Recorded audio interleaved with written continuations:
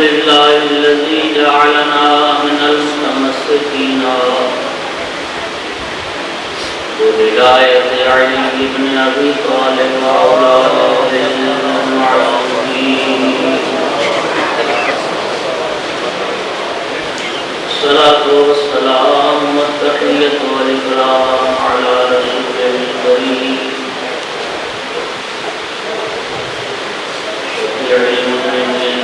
ليس الغريبين رحمة للعالمين. أعني العبد المؤيد والرسول المصدق المحمود الأحمد المصطفى الأمجد أبا القاسم محمد الصلاة والسلام والتحية والإكرام على أهل بيته الطيبين الطاهرين المعصومين المنتجبين المصطفين المذكورين، واللعنة الدائمة على أعدائهم الملعونين يوم عداوتهم إلى قيام يوم الدين وبعد يوم الدين. أما بعد فقد قال أمير المؤمنين علي بن أبي طالب عليه السلام: لا يقاس بآل محمد من هذه الأمة أحد سواء.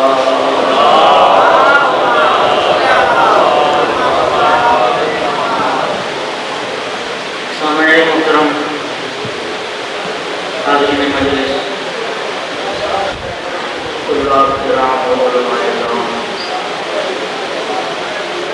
وقت کے بڑا مختصر ہے. دو جملے عظمت آل محمد کے نہج البلاغہ سے عرض کرنا چاہتا ہوں.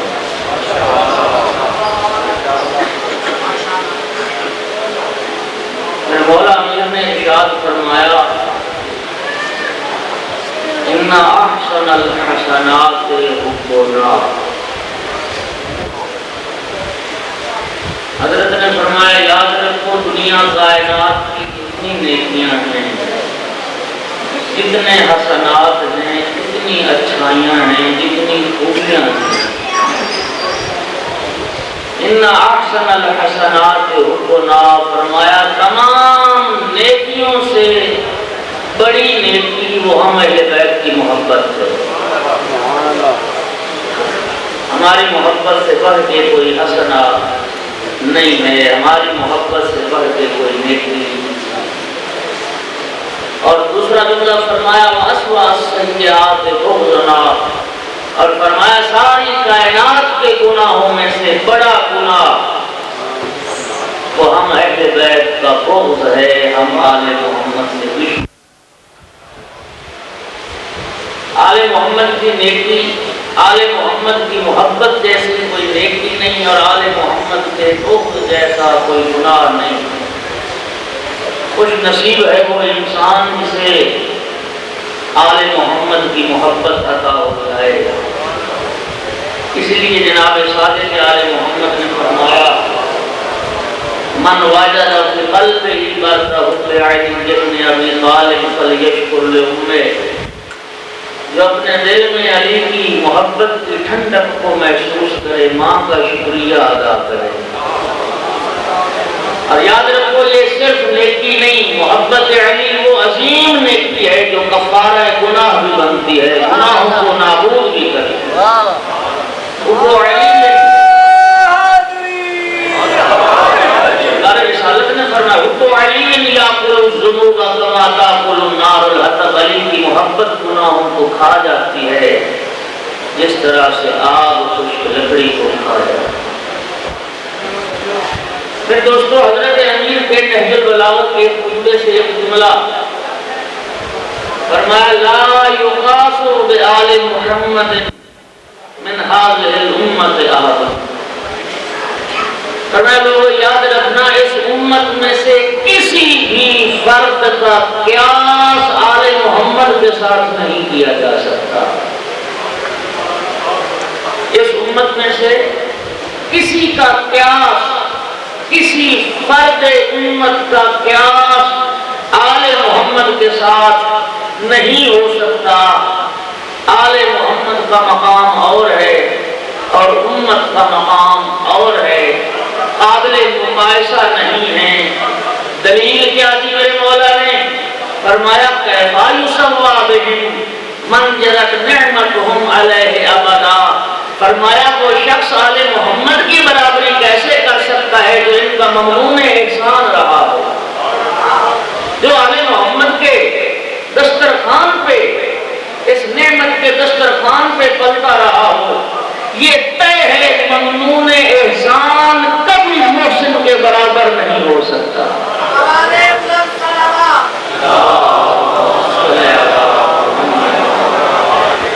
کسی بھی جہت سے آل محمد کی برابری نہیں ہو سکتی. آل محمد کے ساتھ کسی کا قیاس نہیں ہو سکتا. میرے دوستو، شیعہ سنی علماء مفسرین قائل ہیں اس بات کے کہ اصحاب میں سے ابن عباس جیسا اور کوئی مفسر نہیں. یہ الگ بات ہے کہ ابن عباس نے علم تفسیر قرآن کہاں سے لیا. تفسیر قرآن کا علم لیا ہے علی ابن ابی طالب علیہ السلام. اور ابن عباس کہتا ہے ایک رات بعد از نماز عشاء حضرت امیر درس قرآن کے لیے بیٹھ گئے اور بسم اللہ کی تفسیر بیان کرنا شروع کی. ابن عباس کہتا ہے رات گزر گئی، فجر کا وقت قریب ہو گیا، حضرت نے اپنے بیان کو ختم کیا. حسرت سے کہتا ہے مولا کاش رات لمبی ہو جاتی اور آپ اسی طرح سے تفسیر بیان کرتے رہتے. حضرت نے ارشاد فرمایا یا ابن عباس لو شئت لاوقرت 70 بعیرا مما نلوا. ابن عباس یاد رکھ، اگر میں علی چاہوں تو ایک بارے بسم اللہ کی اتنی تفسیر بیان کروں کہ 70 اونٹ کا بار ہو جائے. یہ طے ہے اس جیسا اور مفسر نہ ہوا. علماء اسلام نے اس کا سبب یہ لکھا. سرکار رسالت تشریف فرما تھے، اصحاب کی محفل تھی. ایک صحابی خدمت رسول میں کھجوروں کا ایک کشت لے کے حاضر ہوئے. یا رسول اللہ قبول فرمائیں. حضرت نے اصل معمول اور اصل عادت سوال کیا یہ ہدیہ ہے یا صدقہ ہے؟ دوستو حضرت کا یہ سوال خود بتاتا ہے اگر لانے والا کہتا صدقہ ہے اصحاب میں تقسیم کر دیتے تم کھا سکتے ہو. اگر لانے والا کہتا ہدیہ ہے خود بھی قبول فرماتے، اپنے اہل بیت میں بھی تقسیم فرماتے، اصحاب میں بھی تقسیم فرماتے. حضرت کا یہ عمل بتا رہا ہے کہ آل محمد کی شان اور ہے، صدقہ خور اور ہے. آل محمد کے ساتھ قیاس نہیں. وہ صحابیہ کہتا ہے یا رسول اللہ اپنے باغ سے تازہ کھجوریں لایا ہوں، ہدیہ ہے آپ کی بارگاہ میں قبول فرمائیں. حضرت نے کھجوریں قبول کر لی، مٹھی بھر بھر کے سب کو تقسیم کرنا شروع کر دیا. ابن عباس کہتے ہیں اس محفل میں موجود تھا، ایک مٹھی بھر کے اسے بھی عطا کی. اب ہر کوئی کھجور کھانے میں مشغول ہے، سرکار رسالت بھی کھجور تناول فرما رہے ہیں. ابن عباس اپنی جگہ سے اٹھا، اپنے حصے کو کھجور جیب میں ڈال کے دو زانو ہو کے خدمت رسالت میں پہنچا. عرض کرتا ہے یا رسول اللہ آپ جو یہ کھجور تناول فرما رہے ہیں، کھجور کھانے کے بعد اس کی گٹھلی زمین پہ نہ پھینکیے، میرے ہاتھوں پہ عطا فرما دیجیے. علماء اسلام کہتے ہیں کہ سرکار رسالت نے کھجور کھا کے گٹھلی ابن عباس کے ہاتھوں پہ رکھی. ابن عباس نے اپنی اس گٹھلی کو اپنے منہ میں رکھا. علماء اسلام نے لکھا کہ یہ گٹھلی پہ لگے ہوئے لعاب رسالت کی تاثیر تھی کہ دل و دماغ کے دریچے کھل گئے تھے. اتنا علوم قرآن کو ابن عباس سمیٹ سکا اور کوئی نہیں سمیٹ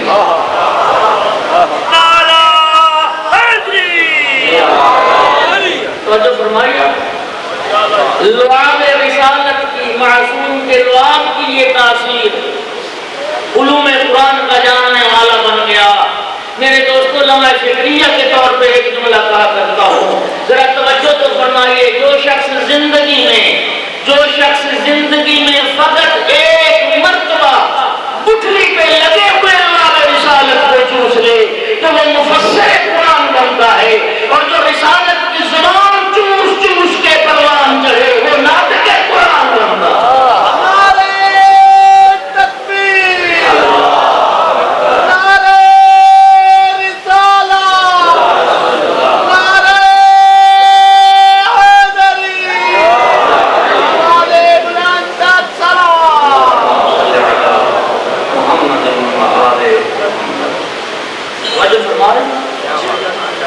آل محمد کے ساتھ کسی کا قیاس نہیں ہو سکتا۔ ابو ہاشم بحرانی امام علی نقی علیہ السلام کا صحابی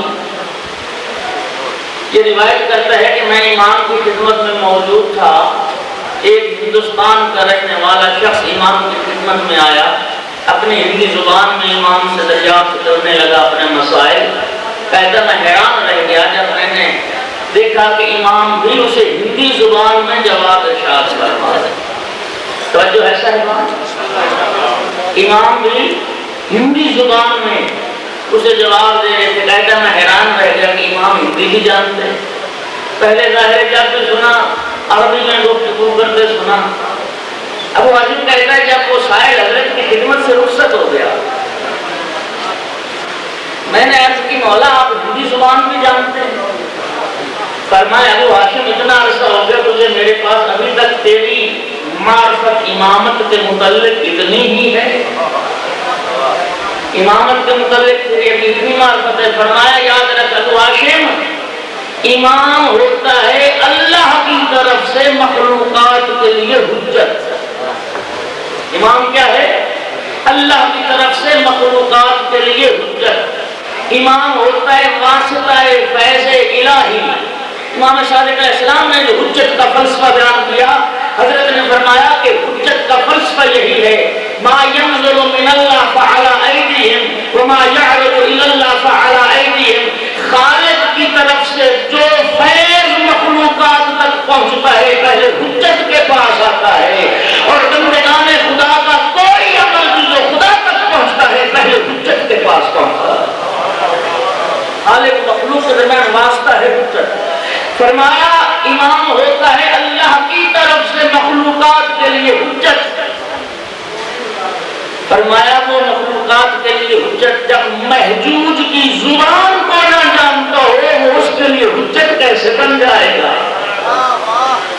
امام ہو جو مخلوق کی زبان کو نہ سمجھے وہ اس کے لیے حجت کیسے ہوگا؟ اسی لیے فرمایا امام ہوتا ہی وہ عالم بکل لغت من لغات دنیا، امام ہوتا ہی وہ جو دنیا کی ہر لغت میں گفتگو کر سکتا ہے۔ اس کے بعد ابو ہاشم کہتے ہیں امام کے سامنے چھوٹی چھوٹی کنکریاں پڑی تھی، حضرت نے ایک چھوٹی سی کنکری اٹھائی اپنے دہن اقدس میں رکھا۔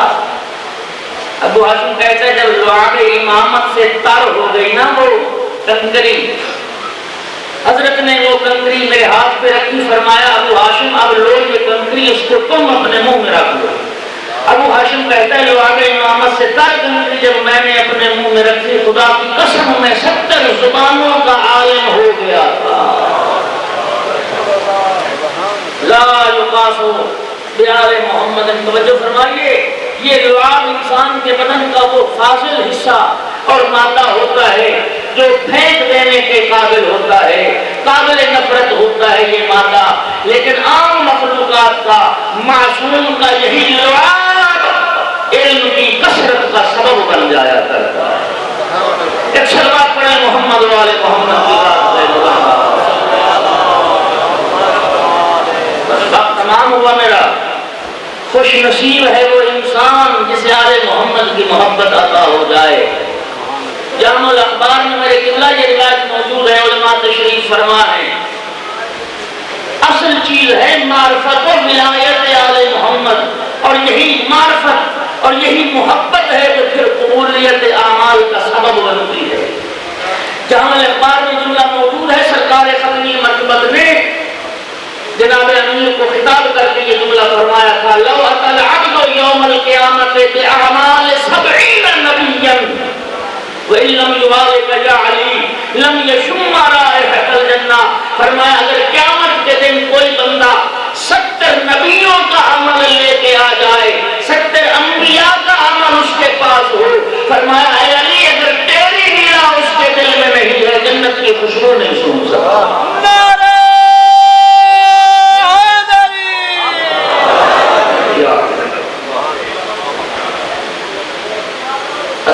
جب میدان کربلا میں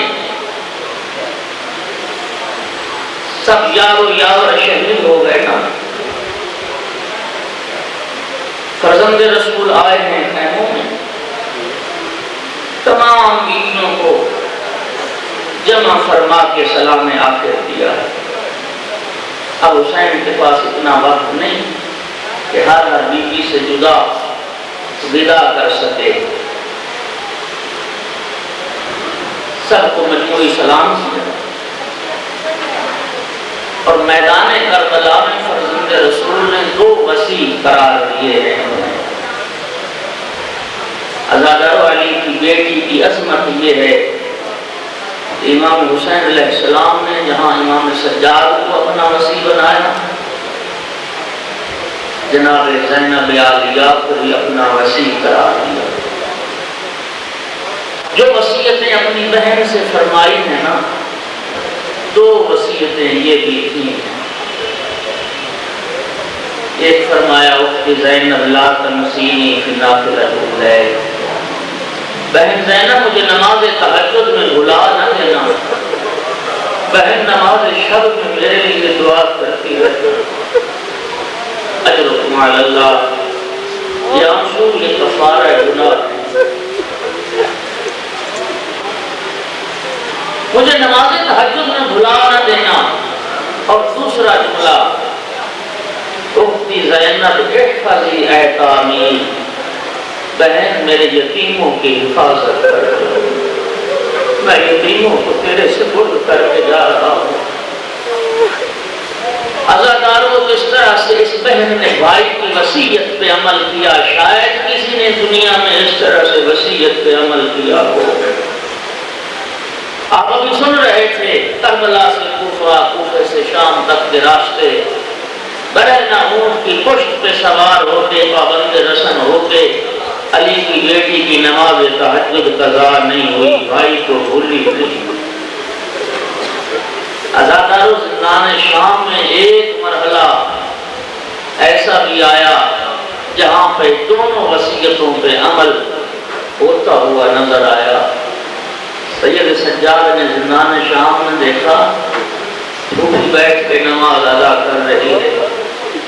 عرض کرتے پھوپھی اماں آپ عالمہ غیر معلومہ ہیں، کھڑے ہو کے نماز پڑھنا افضل ہے، بیٹھ کے نماز ادا کر رہی ہیں. فرمایا بیٹا سجاد تیرے بابا جب جانے لگا تھا نا مقتل کی طرف، مجھے وصیت کی تھی کہ بہن میرے یتیموں کا خیال رکھنا. بیٹا سجاد یزید کی طرف سے جو کھانا آتا ہے نا قیدیوں کے لیے، وہ کھانا اتنا کم ہوتا ہے، جب میں حسین کے یتیموں میں تقسیم کر دیتی ہوں کھانا، تھوڑی دیر کے بعد پھر آ کے کہتے ہیں پھوپھی ہم بھوکے ہیں، میرے پاس دینے کو کچھ نہیں ہوتا. بیٹا آج تیسرا دن ہے، میں اپنے حصے کا کھانا رکھ دیتی ہوں. تھوڑی دیر کے بعد جو حسین کے یتیم آ کے کھانا مانگتے ہیں، میں اپنے حصے کا کھانا بھی حسین کے یتیموں میں تقسیم کر دیتی ہوں. بیٹا آج تیسرا دن ہے، میں نے کچھ نہیں کھایا. جب تک بدن کی طاقت ساتھ دیتی رہی زینب کھڑے ہو کے نماز پڑھتی رہی. جب طاقت ختم ہو گئی زینب بیٹھ کے نماز ادا کر. اجرکم علی اللہ. بس ایک جملہ اور سن لیجئے. زندان شام سے رہائی ہو گئی، بشیر مہاری بنا، آل محمد کا قافلہ چلا. جب ایسے راستے پہ پہنچا ہے نا قافلہ، یہاں سے 2 راہ نکلتے تھے، ایک کربلا کو ایک مدینے کو. بشیر پوچھتا ہے سید سجاد سے مولا میں کس راہ کو اختیار کروں؟ فرمایا یہ فیصلہ میں نہیں کروں گا، میری پھوپھی کرے گی. یہ فیصلہ میری پھوپھی کرے گی. پھوپھی اماں راہ کربلا کو اختیار کیا جائے، راہ مدینہ کو۔ عزادارو علی کی بیٹی فرماتی بیٹا سجاد میں اپنے بھائی کو جی بھر کے رو نہیں سکی، میں اپنے بھائی کا ماتم نہیں کر سکی، بیٹا پہلے کربلا جاؤں گی، بھائی کی قبر کا سلام کر کے پھر مدینے۔ عزادارو راہ کربلا کو اختیار کیا، قافلہ چلتا ہوا جب حدود کربلا میں پہنچا، سید سجاد عرض کرتے ہیں پھوپھی اماں تیرے بھائی کی نگری آ گئی ہے۔ عزادارو جب علی کی بیٹی نے سنا نا کہ کربلا آ گیا، خدا جانتا ہے علی کی بیٹی نے اونٹ کے بیٹھنے کا انتظار نہیں کیا، کھڑے اونٹ سے اتری ہے علی کی بیٹی، بھائی کی قبر پہ آ کے سلام کیا ہے بھائی کا، اور سلام کر کے کہتی ہے بھیا بہن ایک معذرت چاہتی ہے، بہن ایک اعتذار چاہتی ہے، بھیا آپ نے وصیت کی تھی میرے یتیموں کا خیال رکھنا، بھیا میں نے کوشش تو بڑی کی آپ کے یتیموں کا خیال رکھنے کی، بھیا مجھے